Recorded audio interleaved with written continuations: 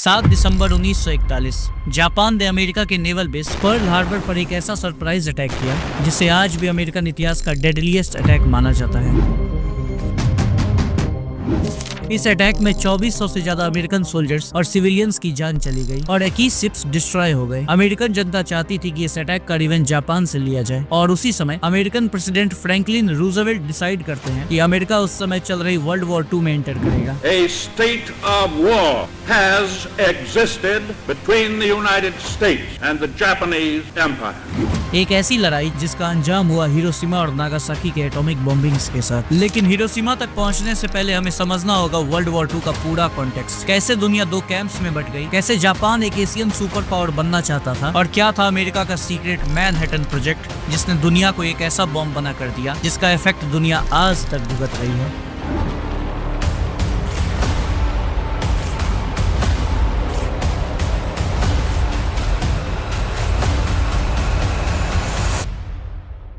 Germany के dictator Adolf Hitler ने Poland पर अटैक किया और इसी के साथ वर्ल्ड वॉर 2 शुरू हो गया। The fateful hour of 11 has struck, and Britain's final warning to Hitler having been ignored, a state of war once more exists between Great Britain and Germany. एक तरफ थे axis powers Germany, Japan, Italy और दूसरी तरफ allied powers Britain, France और Soviet union. Japan एक छोटा सा देश, लेकिन उसका सपना था एशिया में एक बड़ी एम्पायर बनाना। वो ऑलरेडी चाइना, कोरिया और साउथ ईस्ट एशिया में अपना कंट्रोल जमाने लगा था। जापान की आर्मी रूथलेस थी, वो कभी पीछे नहीं हटती थी। जापान पैसिफिक ओशन में अपनी डोमिनेंस स्थापित करने में लगा था, लेकिन पैसिफिक ओशन के दूसरे छोर पर अमेरिका इस लड़ाई से काफी दूर था। वर्ल्ड वॉर 1 के बाद अमेरिका के लोग समझ चुके थे कि वॉर होने से इकोनॉमी का नुकसान ही होता है और इसीलिए वो यूरोप की लड़ाई में कूदना नहीं चाहते थे। लेकिन सब कुछ बदल गया 7 दिसंबर 1941 को, जब जापान ने अमेरिका के पर्ल हार्बर नेवल बेस पर अटैक किया। इसी अटैक की बात मैंने वीडियो के स्टार्टिंग में किया था और इस अटैक से अमेरिका इतना गुस्सा हो गया कि अगले ही दिन अमेरिका ने जापान के खिलाफ वॉर डिक्लेयर कर दिया। 1942 से 1945 तक जापान और अमेरिका के बीच घमासान युद्ध चला। ये लड़ाई पैसिफिक ओशन के बीच मौजूद अलग अलग आइलैंड्स पर हुई, जैसे ग्वाडल कैनाल, आइवो जीमा, साइपेन। पर इन सब में सबसे बड़ी लड़ाई थी battle of Okinawa. Okinawa Japan के जस्ट नीचे एक छोटा सा आइलैंड है और जब अमेरिकन आर्मी अपनी पूरी शक्ति से ओकिनावा में अटैक करने पहुंची तो उन्हें जापान की तरफ से भयंकर फाइट बैक दिया गया। जापान के सुसाइड बॉम्बर्स, जिसे कामिकाजे पायलट्स कहते हैं, वो अपने प्लेन्स लेकर खुद को उड़ा लेते थे सिर्फ अमेरिका के शिप्स को डिस्ट्रॉय करने के लिए। किसी तरह अमेरिका ने ये बैटल जीत तो ली, लेकिन 49,000 से ज्यादा अमेरिकन सोल्जर्स या तो मारे गए या घायल हुए। जापान क्लियरली कह रहा था कि वो सरेंडर नहीं करेगा चाहे कुछ भी हो जाए। वो अपने एम्परर हिरोहितो के लिए मरने को तैयार थे और इसी दौरान अप्रैल 1945 में प्रेसिडेंट रूजवेल्ट की डेथ हो गई और उनके जगह प्रेसिडेंट बनाए गए हैरी ट्रूमैन, अमेरिकन इतिहास के one of the most controversial president. एक लीडर जो वॉर के बीच में प्रेसिडेंट बना था बिना किसी प्रिपरेशन के, और इसीलिए ट्रूमैन के सामने कई सवाल थे। अगर ओकिनावा में 49,000 सोल्जर्स मारे गए तो पूरा जापान इन्वेड करने में कितने मरेंगे? एस्टिमेट्स कहते थे कि 2 से 3 लाख अमेरिकन सोल्जर्स की जान जा सकती है और मिलियंस ऑफ जापानीज सिविलियंस भी मारे जा सकते हैं। जापान सरेंडर को राजी नहीं था और अमेरिका अपना रिवेंज लिए बिना चैन से नहीं रह सकता था। पर इसी समय प्रेसिडेंट ट्रूमैन को बताया जाता है अमेरिका की टॉप सीक्रेट मैनहट्टन प्रोजेक्ट के बारे में।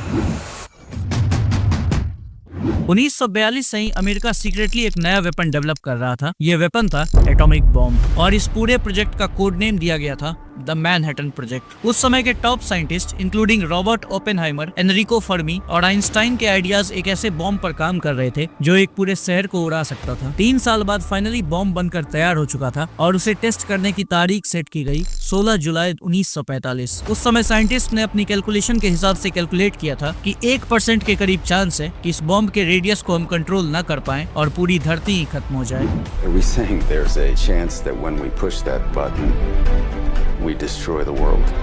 Chances are near zero. Near zero.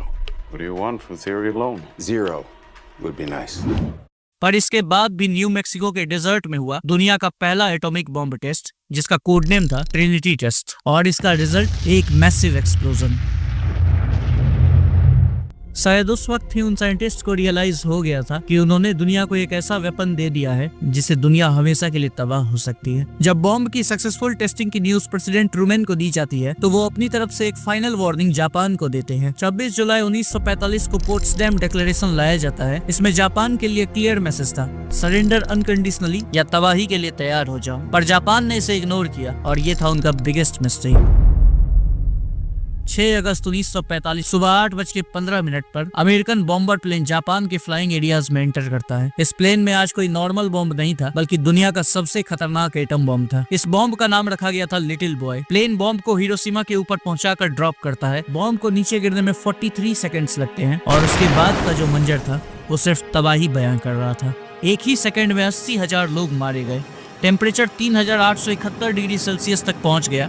Buildings vaporise हो गए। इंसान सिर्फ शैडोज बन गए वॉल्स पर। एक पूरा शहर मिट्टी में मिल गया। रेडिएशन से 3 दिन में टोटल डेथ 1.4 लाख तक पहुंच गई। पर जापान अब भी सरेंडर नहीं कर रहा था। 9 अगस्त 1945 को दूसरा बॉम्ब जिसका कोड नेम फैटमैन रखा गया था उसे गिराया गया नागासाकी पर। यह बॉम्ब और पावरफुल था। 40,000 से 75,000 और लोग मारे गए। जापान की हिम्मत टूट गई और 15 अगस्त 1945 को एम्परर हिरोहितो ने रेडियो पर सरेंडर अनाउंस किया। इसके बाद वर्ल्ड वॉर 2 खत्म हो गया जिसमें लगभग 75 मिलियन यानी 7.5 करोड़ लोग मारे गए। हिरोशिमा के कुछ सर्वाइवर वो जिंदा तो बच गए पर जिस्म और मन दोनों से टूट गए। रेडिएशन के कारण कैंसर, डिफॉर्मिटीज और दर्द का सिलसिला चालू हो गया। आज भी हिरोशिमा के कुछ पार्क में शैडोज दिखते हैं जो लोगों की अंतिम यादें हैं। Yamada was 11 years old on the 6th of August 1945.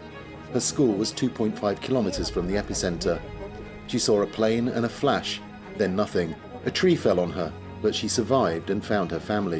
आज के टाइम में 9 देशों के पास न्यूक्लियर वेपन्स हैं। ये देश हैं USA, Russia, China, France, UK, India, Pakistan, North Korea और इजराइल। आज के बॉम्ब हिरोशिमा पे गिराए गए बॉम्ब से 1000 गुना पावरफुल बन चुके हैं। मतलब सिंपल न्यूक्लियर वॉर और पूरी इंसानी सभ्यता का खात्मा। इसीलिए 1945 के बाद से ही शुरू होती है ग्लोबल कोशिश न्यूक्लियर बॉम्ब के इस्तेमाल को रोकने की। सबसे पहले आई यूनाइटेड नेशन और इन्होंने 1968 में बनाया एनपीटी, नॉन प्रोलिफरेशन ट्रीटी। इसका मतलब नए देश न्यूक्लियर बॉम्ब नहीं बनाएंगे। जिनके पास बॉम्ब है वो धीरे धीरे खत्म करेंगे और न्यूक्लियर एनर्जी का यूज सिर्फ शांति के लिए होगा। 191 देश इसे साइन करते हैं पर इंडिया इसे साइन नहीं करता है। फिर आया CTBT, comprehensive test ban treaty. 1996 में डिसाइड किया गया दुनिया में कहीं भी न्यूक्लियर बॉम्ब का टेस्ट नहीं होगा, लेकिन कुछ देश जैसे इंडिया, यूएस, चाइना अभी तक इसे पूरी तरह साइन नहीं करते हैं। यूएन सिक्योरिटी काउंसिल देखता है कि अगर कोई देश रूल तोड़े जैसे नॉर्थ कोरिया तो उस देश पर सैंक्शंस लगता है, वार्निंग मिलती है। कई रीजन्स ने खुद डिसाइड किया कि हम न्यूक्लियर बॉम्ब नहीं रखेंगे जैसे Latin America, Africa, South East Asia, ये सब बन गए nuclear weapon free zones. USA और रसिया जिनके पास सबसे ज्यादा बॉम्ब्स हैं, इन्होंने भी एग्रीमेंट साइन किया अपने अपने बॉम्ब्स को कम करने का। 2017 में ICAN नाम की एक ग्रुप ने नोबेल पीस प्राइज जीता। उन्होंने एक नए ट्रीटी को प्रमोट किया, treaty on the prohibition of nuclear weapons. इसका मैसेज सिंपल है, न्यूक्लियर बॉम्ब को पूरी तरह बैन करो। आज भी ये फाइट जारी है। यूनाइटेड नेशन साइंटिस्ट और पीस ग्रुप एक ही सपना लेके काम कर रहे हैं कि हम उस दुनिया में सांस लें जहाँ पर कोई भी न्यूक्लियर बॉम्ब ना हो। हिरोशिमा और नागासाकी हमें सिर्फ ये नहीं बताते कि इंसान क्या कर सकता है, बल्कि ये भी दिखाते हैं कि अगर हमने सीखा नहीं तो क्या खोया जा सकता है। आज भी हिरोशिमा की कहानी सुनकर हमें सिर्फ यही सीख मिलती है कि जंग में कोई जीत नहीं होती, सिर्फ हार होती है और वो भी इंसानियत की।